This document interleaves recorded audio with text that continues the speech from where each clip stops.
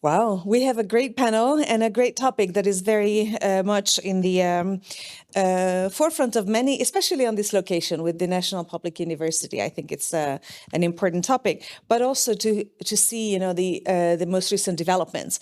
I would like to start with a question to all of you. What would you identify as the most important challenges lying ahead for AI in higher education, and how you would like to what would you like to see coming about? Well, who shall we start with? Is there? Well, Thank you. Hello, everyone. My name is Peter Ivania. I'm coming from the University of Page. And to be honest, to answer that question, I see a dark future. I don't fully agree with you. I think in the long range or in the long term, AI may be a replacement, unfortunately. The problem I see at the moment that the universities are looking for their places in society. We are not 100% sure that what was before, is it what we should be right now, for example. So in the long term, I don't know yet whether it's 5 years, 10 years, but definitely I sort of have a fear. So maybe I think the future too dark, but I have a fear that if everything goes as it right now and it's sort of exponential development and everything is developing in this way, then probably maybe there will be a replacement for lecturers. Because at the moment we are sort of thinking ourselves that we are at the university, the students are coming, they are curious, hopefully, and then they are asking us, then sort of we try to interpret what is science, what is knowledge for them. But if AI becomes sort of, I wouldn't say more intelligent, but let's say, I quite like that expression, the sort of automation. So if the automation goes much more to a higher degree, then probably it will automate our tests, our questioning, our explanations, our videos, and a lot of these things will be automated out. So in that case, the question will remain that why are we there as professors or lecturers? Just to close this little sort of fear speech, let's say, we have a little experiment with foreign students past year, that one of my colleagues that basically had presentations in Hungarian, and suddenly he had to jump into the English-speaking class. And then what he did, that basically he didn't start translating everything, of course, because by now we know that there are LLMs. And therefore he said that, okay, here is my Hungarian lecture. Please feed it to an LLM, please translate it for yourself, read about it, and try to figure out what are the important issues, and then come back to my lecture and ask what is it that you don't understand, and so on. And of course, this experiment went on for the full semester. And to be honest, but by the end, when we did the examination, not much of a difference we discovered. So basically, they could learn themselves in this sort of roundabout way by sort of a little bit of AI, a little bit of course, learning by themselves. So at the moment, I would see the future is dark, but that's my point for the moment. Wow. That's quite a start for a good panel discussion, definitely. Would you share that? I don't know, from an Oberá University point of view, would you have a similar concern? Yeah, maybe it's not.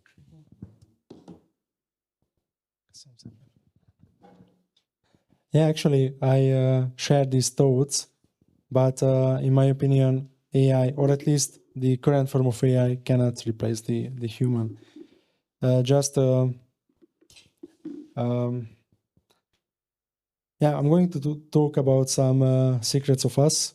This AI scientist will turn soon to Oberá University scientist, actually, because we are doing on the basis of that our own research assistant, but we figured out that to strengthen the hypothesis, to make the code reviews, which are generated by the AI and the agentic system behind, I need the human to review.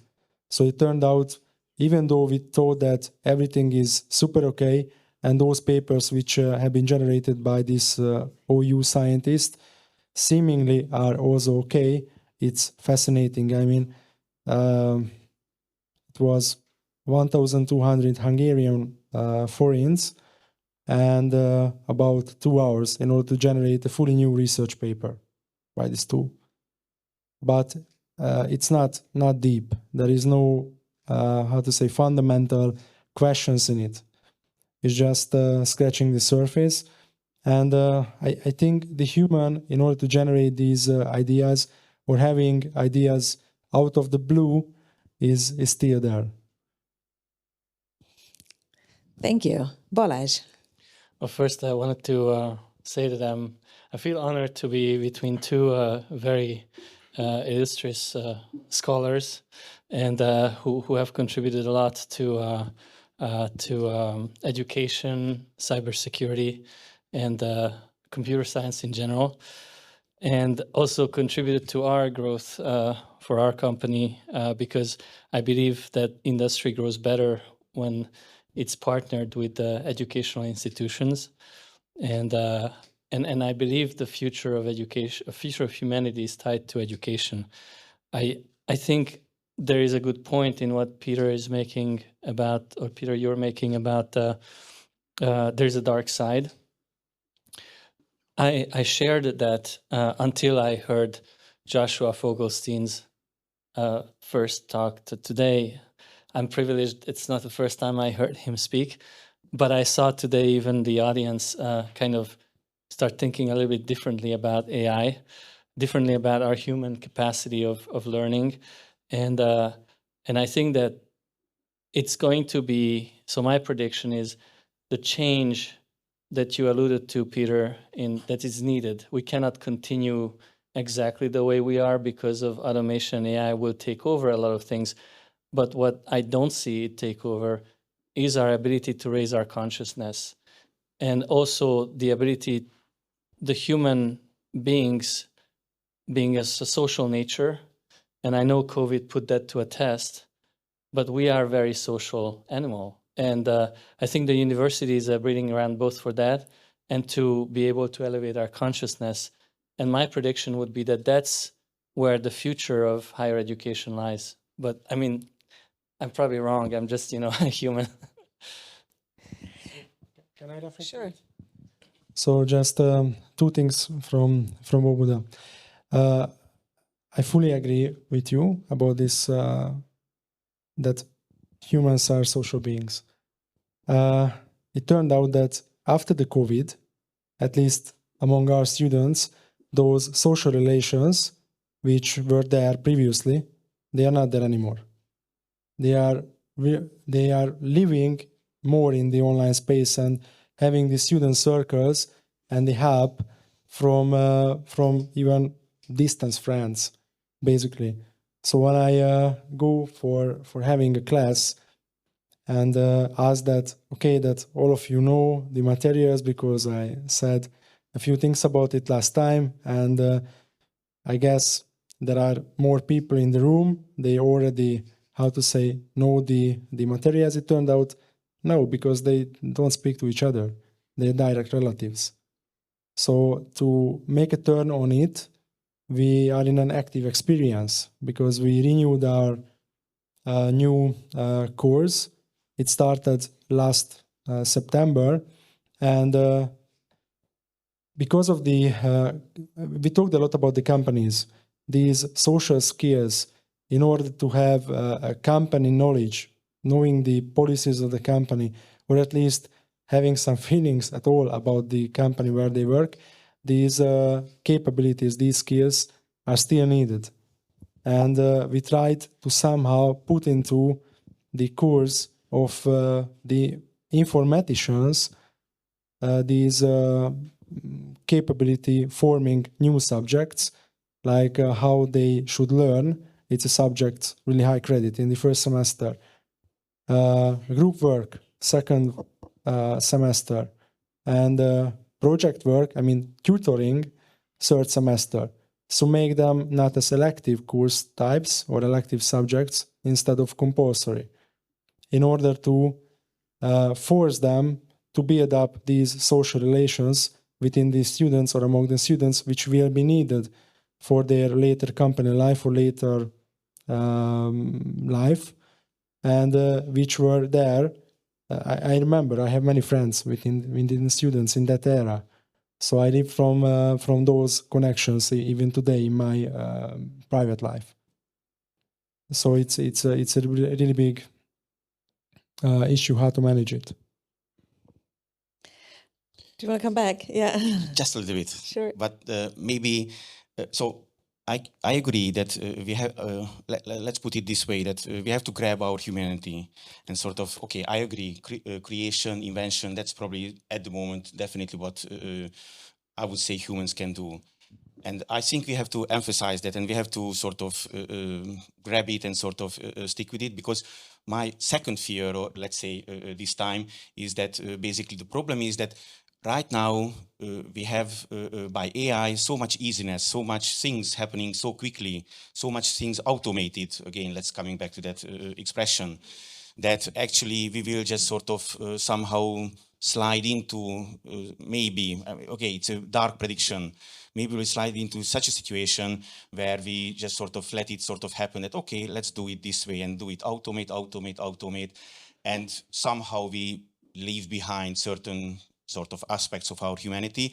And what I would like to say is that beside all these technological development, I would like to really see sort of the social, psychological, ethical, and all these development. I can see, because I heard presentations about the legal part, that's very good, I fully support that, but I would really like, because I also heard earlier, like sort of in the development of internet, that we don't know how students are using it, how kids are using it, that basically, even in that case, and at that case, people were saying that maybe these sort of social sciences are behind 20 years.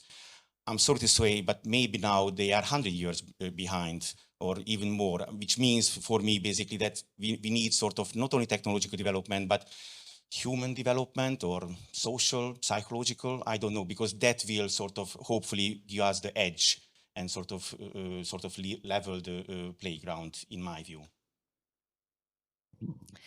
We have a wealth of experience in the audience as well, teachers, university students, professors. So I would be very happy to have their questions. And I can see one right there, 2, 3. So yes.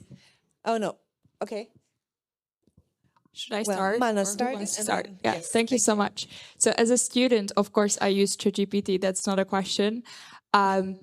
I just wanted to bring in the student point of view, because I think ChatGPT, or just like generative AI in general in education, can be a really good tool and can transform education in a very good way. And by that, I mean that it can set expectations and the nature of expectations a bit to like a different direction. And I study social sciences, and the most often I get the task that I should write an essay, for example, compare the war in Ukraine in 2014 with the war right now, which started in 2022. This is factual. There's, there can be storytelling in this, but you only need data basically to answer this question.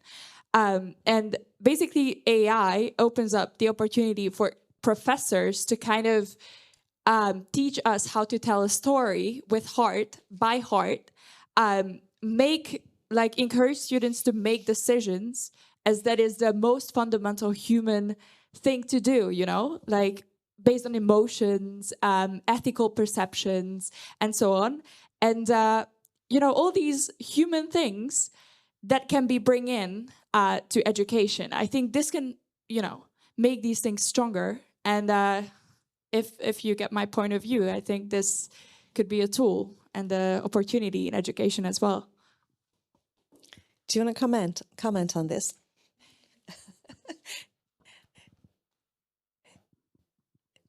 I agree. Yes. If students use it this way, definitely. Unfortunately, our experience is probably they don't use it this way. But in that case, definitely. If it's a tool, if it's something to help, definitely something to use. I fully agree with the usage of AI in all way and all sense. Of course, we are going to have our own regulation. It is under development right now. And there will be a free space for students to use AI tools. The only thing is that, I'm not quite convinced the learning methodology in this way. I experienced the new generations association capabilities are much higher, even mine. Sometimes I feel myself in my soul 80.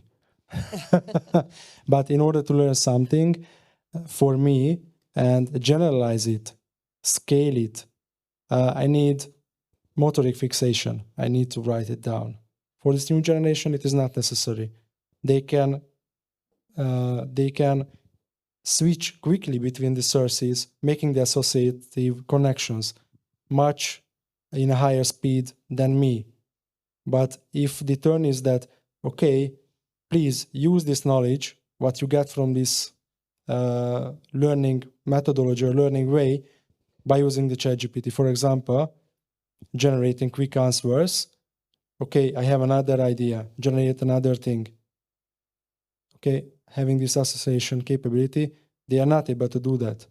If I'm asking that, okay, this is a fact, happened like what happened with Intel in the 1980, here, please compare this fact about what you can read in the journals with the financial capabilities of Intel at that time. They are not able to generalize the knowledge. It turned out that a new competitor arrived and Intel crashed financially. But they know the facts, they link to each other, but they do not know the logic. So I think that you're asking a great question, first of all. So thank you for asking. Also, thank you for giving us an insight of how a good student thinks. You know, that's great. And I know it's not polite to respond with a question, but you did trigger a question for me, which is, how do we find the balance? You know, when we learn mathematics, we have to learn our multiplication table before we start using a calculator. And I think we all understand that even as children, that we won't be able to use the calculator in an effective manner if we don't know the multiplication table. And I also find that the people who use the most effectively generative AI are the ones who know what questions to ask and how to challenge the answers. Just like Mark Johnson was saying in the earlier panel, that he's using AI like a junior assistant, and just like a junior assistant, he expects it to fail on some task or stub its toe on some tasks. And so you're kind of guiding it. You're guiding it like you would guide a junior. And by definition, that means that you need to be senior to be able to do that. So how do we change the way we teach to encourage learning the fundamentals while we also allow students to benefit from the technology and finding that balance? I think that's going to be one of the keys in the way we need to change education. I fully agree. We are on the threshold of a new thinking about it. Theo. Yeah. So thank you as well for the question, because yes. I had a question, but now it's going to become more of a comment. Obviously, ChatGPT is not going away. You could do an analogy to the Encyclopedia Britannica, whenever that first came out. Oh my God, students aren't doing the first research, they're looking at the encyclopedia. And so these things have, in a way, happened in the past. And excellent question. I'll tell you how I've been trying to approach it. One thing, because I do think once you hit the university level, it's about gaining knowledge, and it's about the ability to make connections for yourself and challenge the information, because that's what you leave with, because life evolves. So in the classroom, a lot of discussion, because ChatGPT can sort of quote unquote help you less there. And then second, although I'm not sure how thrilled and delighted my students are about it, I don't assign written papers now during the semester, because unfortunately I don't know who or what will have generated them.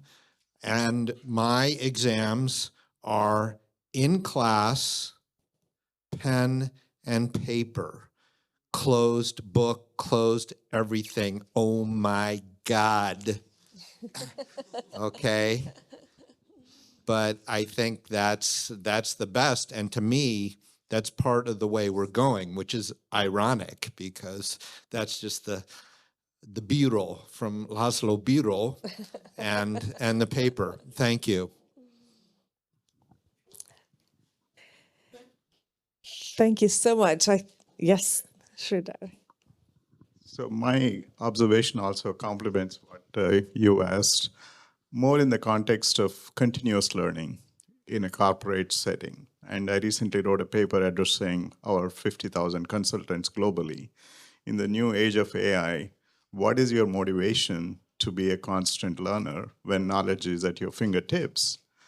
I was flipping that around and saying, on the contrary, now thanks to AI, you can engage in highly personalized training, that differential that you're looking for versus, going through a standard training program, which only makes you yawn. The second thing, which again supplements what you're saying, you need to know the basic fundamentals. So in fields like medicine, in engineering, there's a lot of room for augmented imaging plus AI so that you know exactly what a normal tissue looks like versus a tissue that has a pathological condition. But you can actually do that very need-based in a very engaging manner, benefiting from AI. So there are a lot of new reasons, new facilities that AI is providing to make learning more engaging and more timely.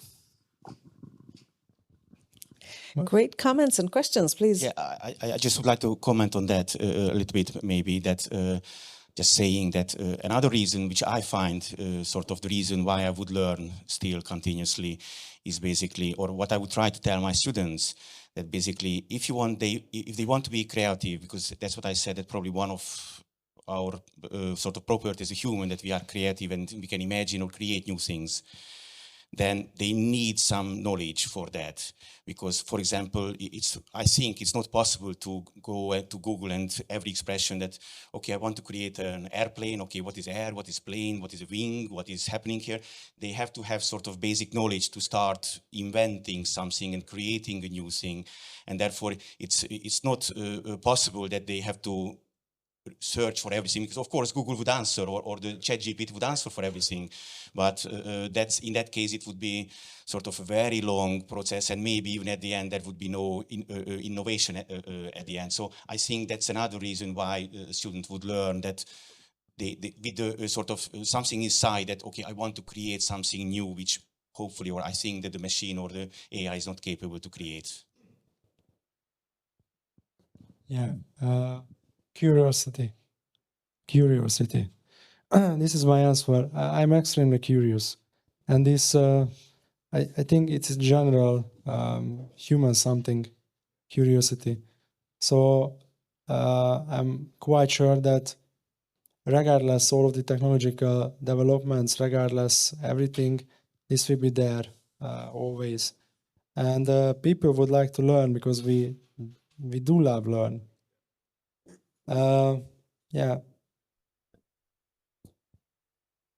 Another comment. So thank you first of all for these comments. It's great to have that engaging conversation, and I would say that maybe we shouldn't be too serious about finding the optimal way.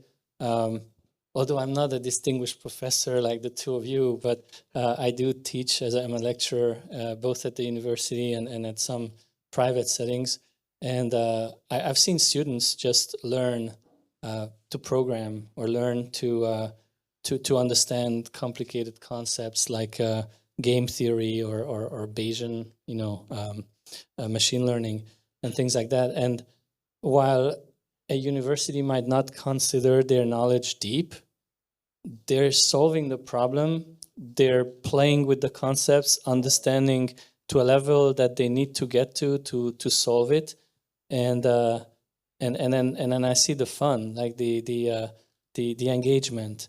So we have to find that right balance of not being too dogmatic about it, but also finding the ways to engage people to try to learn more. And to me, just that experiment is fun. Fun to work with the students, fun to work with this new technology, and and understand, this new world. And knowing that as humans, the exponential age is exponentially difficult for us. Like that concept is not something our brain can naturally handle.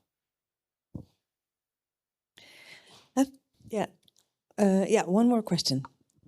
Gabor. So we always speak about the teacher-student pair, where poor teachers and clever students who are aware of the AI things, and therefore a teacher is always in a losing situation. But in fact, I turn this to the opposite. So if the teacher at home generates with the help of ChatGPT or anything else, the actual topic, for example, Ukrainian war, once, twice, 3 times, and there are 3 little essays, and ask the student whether it's good or not, where is the problem. And it's a very simple thing. Up to now, it was very difficult to do because 3 times or 20 times to write an essay is a very boring and very time-consuming thing. But today it's just a click and print out and ask the students what's the problem here. And it should be a problem there. That's funny. I was just thinking the same thing as we were discussing this, that I think, an innovative and very, intriguing way of using ChatGPT, which the students will. And I agree with you that obviously, this generation certainly has been brought up on these tools, and this is totally normal, is probably the same thing, to produce or generate something on ChatGPT and then ask the students to criticize it. And challenge the text and see, what they have in addition to that and what they agree with and what not. And I think that's I think the whole field of higher education will open up in many new ways, which we don't see yet probably. But I think it's going to be probably a collaborative effort between students and professors. Would you agree with that, or do you think who will lead this effort? The students, the teachers, or collaboratively? Or none. ChatGPT will lead. ChatGPT knows. Ask ChatGPT. No, I'm asking you. Being recursive, ask ChatGPT. I think the lecturer or the teacher should lead the way, but it's the hard way, to be honest, yes. It actually makes our life more difficult, to be honest, and we have to invent new things or maybe going back to old things. As I heard that we have to go back closed book exams. Well, in my case, what I usually do, I actually more sort of going back to the way sort of even older, it's discussion. No more paper exams. It's sort of, I have to talk to the student and let's see whether he's understanding the concept and so on. So I think, yes, we should innovate and we should change. I still don't change my first opinion. So there is a dark future, but I don't know when it's coming. But I'm changing, I'm adopting, I'm sort of happy to do that. There is no problem with it. But I think at the end, if we sort of live in this exponential age and sort of it's going to singularity, then I don't know what's going to happen.